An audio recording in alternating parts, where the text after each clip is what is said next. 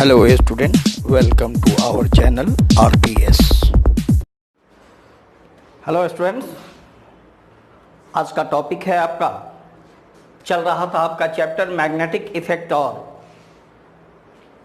Of current, और आज का टॉपिक है बियो-सावर्ट लॉ। इलेक्ट्रिक इफेक्ट में ऑस्टेड साहब के द्वारा आपने देखा था कि फेनी conductor, current carrying conductor flow current को फ्लो किया जाता है तो उसके इर्द गिर्द अराउंड, उसके चारों तरफ मैग्नेटिक फील्ड बनता है। ये तो ऑस्टेड साहब ने दिखा दिया, लेकिन कितना बनता है उन्होंने नहीं बता पाया। तो बच्चों, ये हैं जेन बैप्टिस्ट बायोट, ठीक है। और बच्चों ये हैं सॉरी फेलिक्स सावर्त। इन दोनों ने मिलकर 1820 में 1820 में एक लॉ निकाला कि किसी भी करंट कैरिंग कंडक्टर से करंट का जब फ्लो होगा तो मैग्नेटिक फील्ड कितना बनेगा। तो ये थे आपके जॉन बैप्टिस्ट बायोट। एक्चुअली इनका नाम है बायोट बच्चों, लेकिन टी साइलेंट हो जाता है, बायो।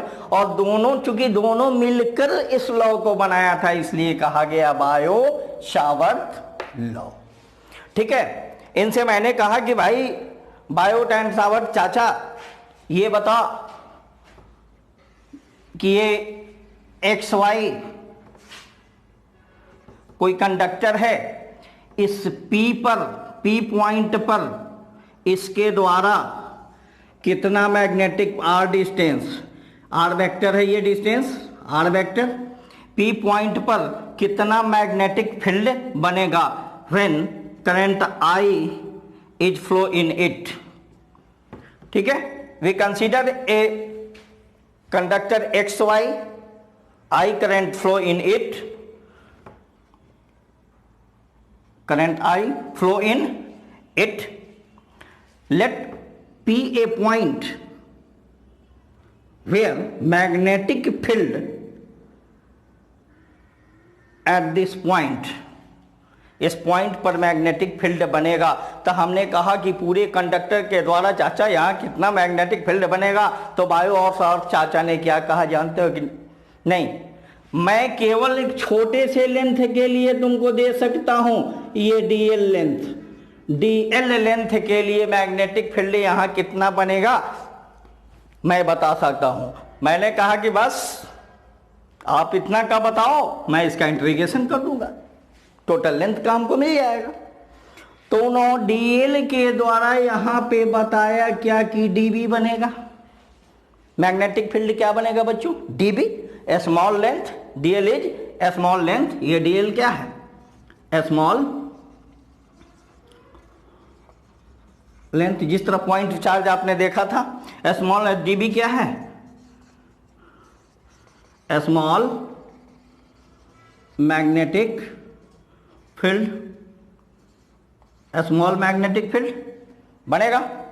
यह पी एक पॉइंट है। तो हम लोग करते हैं consider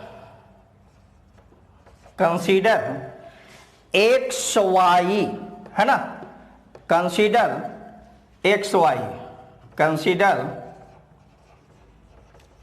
carrying current conductor x y, ठीक है, x y. I current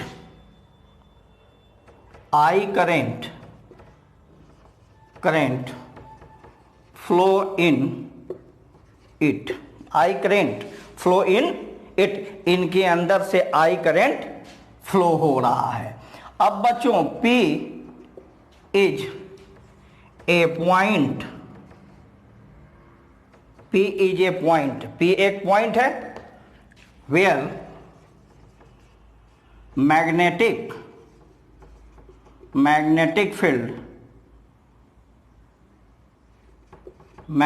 field is dB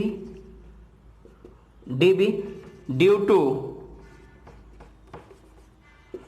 to dl length. यहां मैग्नेटिक फील्ड dB बन रहा है ड्यू टू dl लेंथ के द्वारा बन रहा है ना small length. And r is position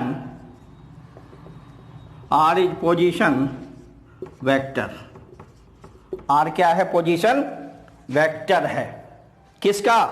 position vector of p। इसका बहुत गर्मी है, काफी गर्मी है बच्चों। इसमें देखो मैं तुम्हारे लिए वीडियो शूट कर रहा हूं, एक बार फिर से ध्यान देखो। बायो और सावर्त ने मिलकर एक कैरिंग कंडक्टर मैंने लिया XY। उन्होंने कहा कि मैं स्मॉल लेंथ के लिए मैग्नेटिक फील्ड बता सकता हूं कि कितना होगा। स्मॉल लेंथ के लिए मैग्नेटिक फील्ड मैंने DL स्मॉल लेंथ ले लिया। इसके लिए मैग्नेटिक फील्ड यहां पे कितना हुआ? dB मैग्नेटिक फील्ड हुआ P के जगह। ये R वेक्टर यहां से डिस्टेंस है इसका, DL से P के का डिस्टेंस कितना है? R है। तो कंसीडर कैरिंग कंडक्टर XY।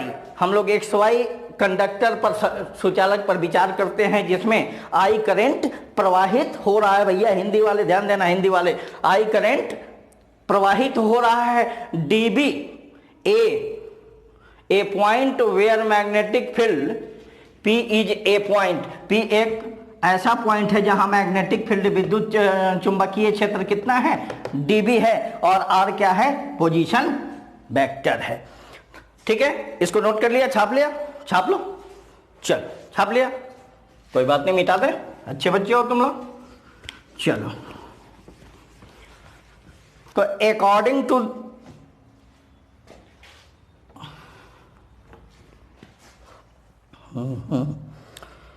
तुम्हारी नजरों से हमने देखा वफा की चाहत। चलिए देखिए, according to Biot Savart law, Biot and Savart साहब ने क्या कहा? उनका कहना था कि dB जो है प्रोपोर्शनल होगा किसके? DL के। dB is directly proportional to DL के। कैसे भैया? तो ये लेंथ जितनी बड़ी होगी, जितनी छोटी होगी, मैग्नेटिक फील्ड उतना ही कम होगा। लेंथ जितना बड़ा होगा उतना ही, आदमी जितना बड़ा छोटा होगा इनकमिंग उतना ही कम होगा। जितना बड़ा होगा इनकमिंग बढ़ता जाएगा ना। तो जितना छोटा होगा उतना ही ये dB छोटा होगा, यानी मैग्नेटिक फील्ड कम होगा। ये जितना लंबा होगा उतना ही मैग्नेटिक फील्ड लंबा होगा। पैसे जितने कम होंगे सामान उतना ही कम मिलेगा। ठीक है बच्चों, तो प्रोपोर्शनल टू डी। और यहां देखिए क्या है बच्चों, अब और क्या प्रोपोर्शनल होगा? dB is proportional to I। dB is proportional to I, यानी करंट जितना, धारा का प्रवाह अधिक होगा, करंट सप्लाई जितना अधिक होगा, मैग्नेटिक फील्ड उतना ही अधिक बनेगा। देखते होंगे घरों में वोल्टेज कम रहता है, पंखा धीरे धीरे चलता है, डोलता है, ऐसे डोलता है ना। जैसे जैसे वोल्टेज अधिक आएगी स्पीड उसकी बढ़ जाती है। तो प्रोपोर्शनल टू I। और क्या होगा? ये जो एंगल है बच्चों, एंगल थीटा एंगल है, ये थीटा, यानी dB is proportional to theta sine theta. क्यों? क्योंकि ये लेंथ है मान लो छोटा सा, ठीक है, छोटा सा लेंथ है बच्चों, ये लेंथ है मान लो स्मॉल, इसमें करंट का सप्लाई हो रहा है, मैग्नेटिक फील्ड इसके चारों ओर बनेगा। मैग्नेटिक फील्ड का डायरेक्शन हमने स्क्रू रूल और राइट हैंड रूल बताया था कि if current is that position magnetic field inward, और अगर बाहर आएगा ऐसे तो आउटवर्ड करंट, ये करंट, ठीक है, करंट है, मैग्नेटिक फील्ड, ये पाम जो है क्या है, मैग्नेटिक फील्ड को दर्शाता है ऐसे, ठीक है, ऐसे। तो एक दूसरे के क्या होगा, परपेंडिकुलर होगा, इसलिए साइन थीटा का प्रयोग यहां होगा, प्रोपोर्शनल टू साइन थीटा। अब देखिए dB is inversely proportional to 1/r², यह इनवर्स स्क्वायर रूल का को फॉलो करता है। डिस्टेंस जितना अधिक बढ़ेगा मैग्नेटिक फील्ड उतना ही क्या होगा बच्चों, कम होगा। आपने पढ़ा था इलेक्ट्रिक फील्ड में भी कि ये चार्ज है, इलेक्ट्रिक फील्ड कैसा बनेगा, यहाँ डिस्टेंस हम बढ़ा दिए और कम होगा, आगे बढ़ा दिए और कम होता चला गया। मैग्नेटिक फील्ड, दो मैग्नेट हम लेते हैं, इसको पकड़े, इस मैग्नेट को यहाँ ले आए, या अट्रैक्ट कर रहा है या रिपेल कर रहा है, क्योंकि यहाँ तक इसका फील्ड है, यहाँ ले आए तो भी यहाँ ले गए, कोई प्रभाव नहीं पड़ रहा है। जितना डिस्टेंस बढ़ाएंगे मैग्नेटिक फील्ड उतना ही कम होगा, इनवर्स प्रोपोर्शनल। अब बच्चों हम देखते हैं कि dB, तो इसको हम लिख सकते हैं dB proportional to I dl sine theta upon r², यानी कि ये है इंटू मल्टीपल 1/r²। तो यहाँ r चला आया, 1 का कोई वैल्यू तो है नहीं यहाँ पे, तो क्या हो जाएगा r² होगा। अब आ जाइए, अब देखिए ये प्रोपोर्शनल हटाएंगे तो dB is equal to, proportional के जगह आप ABCD घोड़ा बकरा गधा बिलाई कुत्ता बिलाई शेर कुछ मान सकते हो आप। यहाँ पर इसका प्रोपोर्शनल होता है μ0 upon 4π। What is μ0? μ0 permeability of medium, या परमेबिलिटी, इलेक्ट्रिक करंट चैप्टर में क्या परमिटिविटी होता था, इसमें परमेबिलिटी होता है, पारगम्यता, इसकी हिंदी होती है पारगम्यता। जो नहीं हो नोट कर लो, कॉपी और कलम उठाओ और इसको नोट कर लो, परमेबिलिटी इनटू क्या होगा, I dl sine theta upon r²। ये बच्चों बायो शावर्थ लॉ था, ठीक है, ये बायो शावर्थ लॉ था। तो ये μ0 अपॉन 4π की वैल्यू क्या होती है, बोलिए, 10⁻⁻7 टेस्ला मीटर पर एम्पियर, ठीक है, इसका वैल्यू 10⁻। अब ये टेस्ला मीटर कैसे आया बच्चों, ये भी ध्यान दीजिए आप, इसको भी आप जानना, आपकी जानकारी के लिए जरूरी है कि ये आया कैसे, ध्यान दीजिएगा, अच्छी चीज है। बहुत काफी गर्मी है, काफी। चल भैया हवा चल, ऐ हवा मेरे संग संग चल। चलो ये देख लो, ये कैसे आया, कैसे आया, तो dB 4πr², ठीक है, इसको क्रॉस मल्टी कर दो,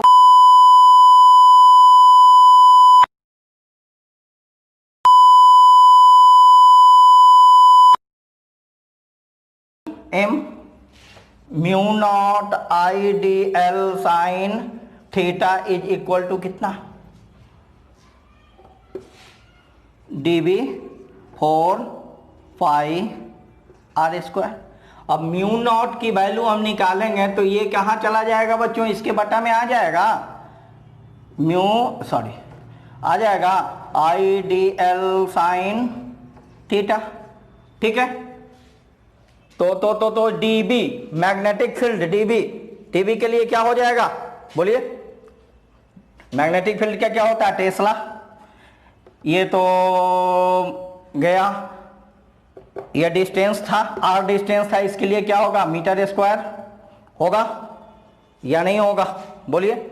अपॉन आई डीएल, ये साइन थीटा भी वेरिएबल, ये तो नहीं होगा। आई डीएल, आई करंट है, करंट आई के लिए, करंट के लिए क्या होगा? एम्पियर। और डीएल, डीएल लंबाई है, लेंथ, लेंथ के लिए क्या होगा? मीटर। 1 मीटर और एक ये मीटर एक कट गया, क्या बचा? टेस्ला। बोलिए। Metre ampere. इस पर पावर 1 है, ऊपर जाएगा तो क्या हो जाएगा? पर एम्पियर हो जाएगा या नहीं होगा? आ गया? यही चीज आ गया ना? कैसे आया? आपके समझ में आया? चलिए छाप लीजिए, छाप लीजिए। ये तो था बच्चों स्केलर फॉर्म। ये क्या था? Scalar form. अब इसका हम देखते हैं वेक्टर फॉर्म। वेक्टर फॉर्म, ऐसे मैग्नीट्यूड के लिए स्केलर फॉर्म का ही होना जरूरी है, वेक्टर फॉर्म। लेकिन वेक्टर फॉर्म की भी जानकारी हमें जरूरी है, क्योंकि डायरेक्शन उसी पर पता चलता है। वेक्टर फॉर्म यानी direction, direction of magnetic field. Direction का पता किससे चलेगा? उसी से चलेगा बच्चों। ये डॉट प्रोडक्ट था, डायरेक्शन क्या आएगा? क्रॉस प्रोडक्ट आएगा। तो बच्चों देखो, डीबी यानी वेक्टर फॉर्म क्या होगा? बोलिए। क्या था? Mu naught i 4 pi into क्या था? I D L sine theta upon are square. अब इसको मान लो वेक्टर फॉर्म हम डाल दिए। एन, एन क्या है? Unit vector. N unit vector, 11th class में पढ़े होंगे वेक्टर। अगर नहीं पढ़े हैं तो सब जाकर अपनी अपनी मैथ से चलाओ, I don't mind. Unit vector है। अब देखो n, n is equal to direction of magnetic field dB is equal to n मान लिया। ठीक है, लेट। ठीक, एन बराबर आपने पढ़ा था कि ए इज क्या होता है? ए अपॉन मॉड ए, पढ़ा था। तो ये क्या हो जाएगा? N upon mod N. N कितना बच्चों? बोलिए। क्या हो जाएगा? I D L sine theta है, sine sine sine theta, sine theta था ना, साइन थीटा। तो इसकी जगह क्रॉस हम क्या दे देंगे? टी आर होगा ना।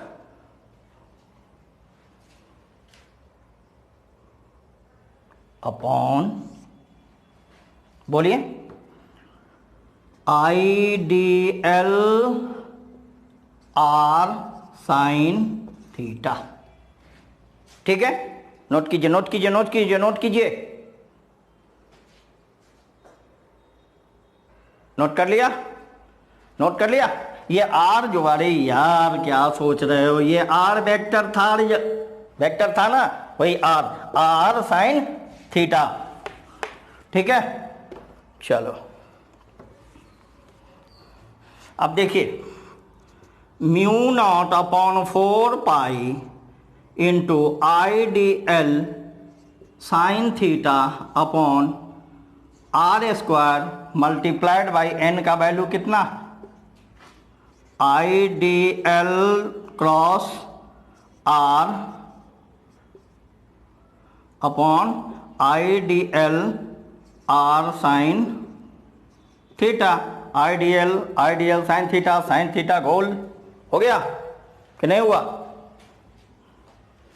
हो गया?